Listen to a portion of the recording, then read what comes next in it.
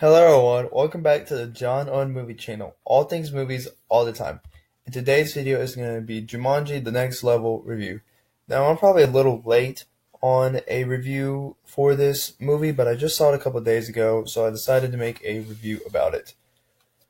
Before I get into too many specifics, obviously there's going to be spoilers for this movie or whatever, but you know that when you watch a review video. But anyways, let's get into it.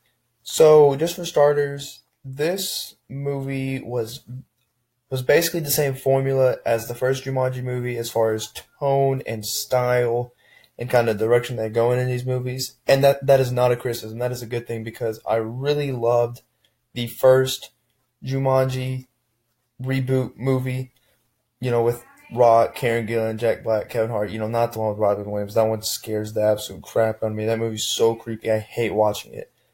But the one right before this one that's the sequel to, I loved it, and I really, really enjoyed watching this movie. It kind of kept the same formula, like I said, except it did a few different things to keep it fresh enough to where it was distinct, and I really enjoyed that. So basically, the premise of this movie is Bethany, Martha, and Fridge all go back into the game after Spencer went back because he is kind of in a weird spot in his life right now, and he just really wanted to feel like Dr. Bravestone again from the first movie. So he goes back in, and Fridge and Martha and Bethany go back after him.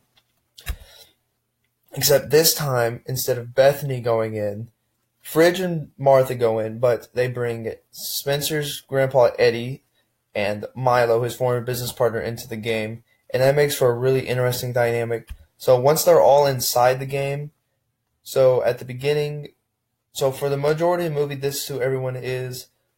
Fridge is Kevin Hart. Eddie, the grandpa, is Spencer, or excuse me, Fridge is not Kevin Hart. Sorry, hold on.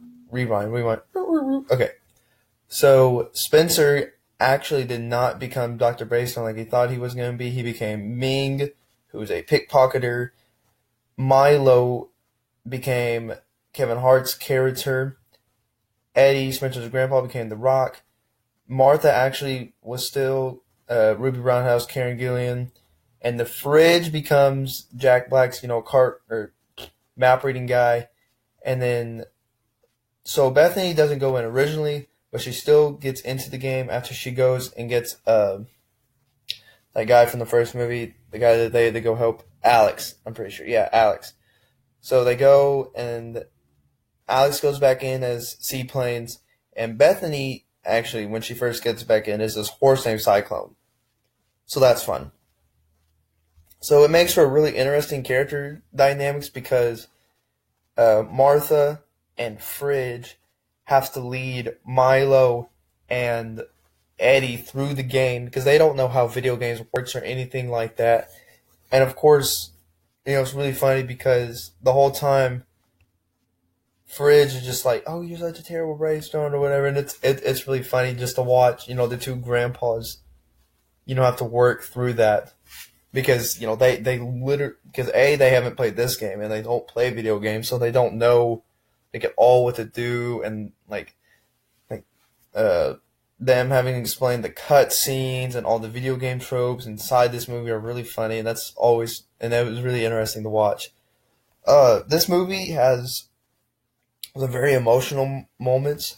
So Eddie and Milo in real life were best friends, but then they had a fallout because they owned the restaurant together. But then Milo closed the restaurant without talking to Eddie about it, and they have a fight, and it's really tense and emotional. And there's some really good emotional moments between Martha and Spencer after the Spencer turns back into The Rock, because they do some body switching at the end of the movie and everyone goes back to their original people. But because they've been broken up for a little while, and so they had a good talk and that was really nice. The action is once again really good. The like the ostrich chase scenes and the monkey bridge scene. They're mandrills, actually. Sorry. But the action's really, really good, just like the first one. My only two knocks on this movie, really, are Jumanji: The Next Level is just a touch less funny, and I think the biggest reason is because Jack Black's character is Fridge the majority of this movie, and he's just not quite as funny as Fridge as he was in Bethany in the first one.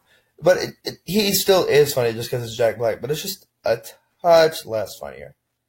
Um, and when I said it stuck to the same Jumanji formula, it did that with the bad guy too. Literally, they have to do the exact same thing. They have to go get the jewel from the bad guy to save Jumanji. And this guy, Johan the Brutal, is actually a little more fleshed out. He killed Bravestone's parents, which would matter if we cared about if it was actually Bravestone we were following instead of Eddie and Spencer inside of Bravestone. So, like, to Eddie and Spencer, that means nothing. But whatever. I mean, it's literally it's the exact same format. Get the jewel from the bad guy, say Jumanji, leave the game. It's the exact same. So those are really my only two knocks, though. So overall, I'd give this movie an 8 out of 10. It's really funny. It's really fun to watch. The action's good. It's still, very comedic. There's some really great emotional moments. It's just maybe a touch less funny, and the bad guy is the exact same, basically, from the first movie. Those are just little knocks. So I'd give this an 8 out of 10. And where would I put this in my top 10 or my best movies of 2019? I'd probably put it at 6. So if you did not watch that video, that would put it in between How to Train Your Dragon, The Hidden World, and Toy Story. And Toy Story 4. So it was really good. It definitely met my expectations and was a good overall flick. So thank you for watching my video. Make sure to like this video and subscribe to my channel and follow me on social media on the handles below. Thanks and have a great day.